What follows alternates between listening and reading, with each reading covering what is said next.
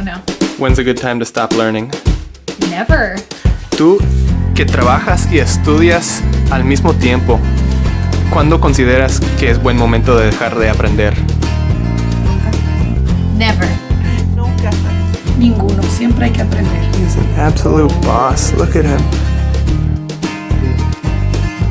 Nunca. My name's Jared, I love Mexico, and I want to teach you everything I know about Spanish. This is Spanish 646.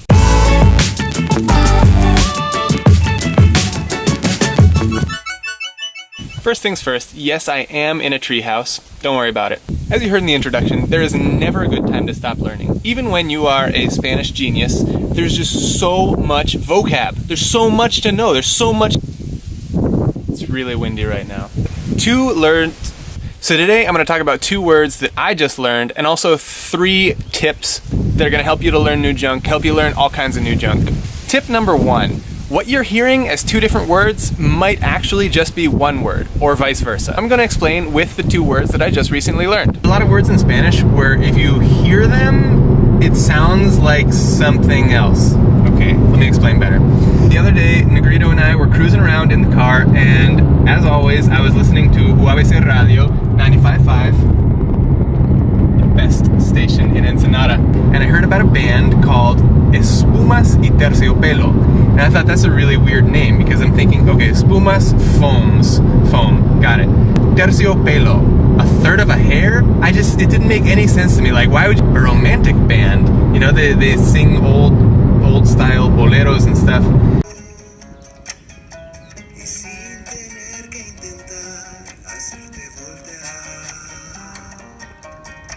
Why would it be called foam and a third of a hair?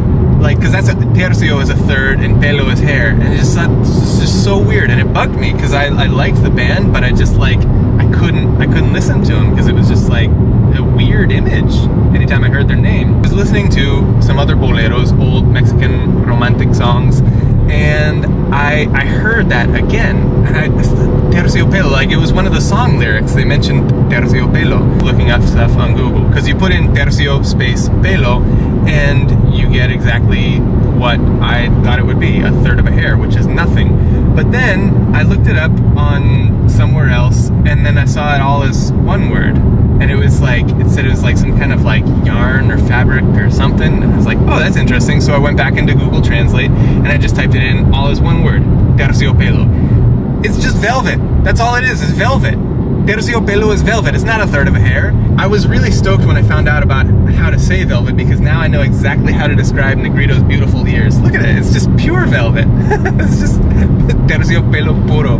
And there are a few other examples of words like this too. One of them I just learned earlier today, actually.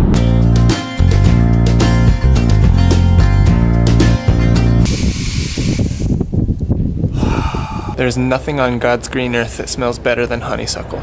And in Spanish, honeysuckle is another one of those words where if you take it apart, this, at least in Mexico, is called madre selva, which if you translate literally is mother jungle.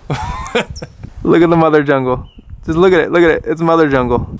I mean, I guess it could actually be jungle mother, but I mean, either way, it's hilarious. Also, some of my coworkers just saw me sniffing that honeysuckle and were concerned, justifiably so. Sí, todo bien. Tip number 2. When you hear a word and you want to look it up, remember that in Spanish, V's sound like B's, and Z's sound like S's, and sometimes C's do also. Y's sound like I's, and Q's sound like K's sometimes too. So if your Google search is coming up short, try swapping out some of these letters for the others. And finally, tip number 3, just ask people. Like when you don't know what something is, just ask somebody. Like stop them mid-sentence, wait till they're done with their sentence, and then ask them, hey, ¿qué significa te dejaste caer la greña? That didn't make any sense to me. And they'll explain. Some people are better at this than others, but asking always helps. People will sometimes tell you to smile and nod, and that is some of the worst advice I have ever heard. Just ask. If I had just asked somebody what terciopelo was, I would have saved myself months of confusion. Literal months. If you don't know any native Spanish speakers, ask me here in the comments. That's what we're here for in Spanish 646. And here's a clip of Negrito. Enjoy, like, subscribe, share the love.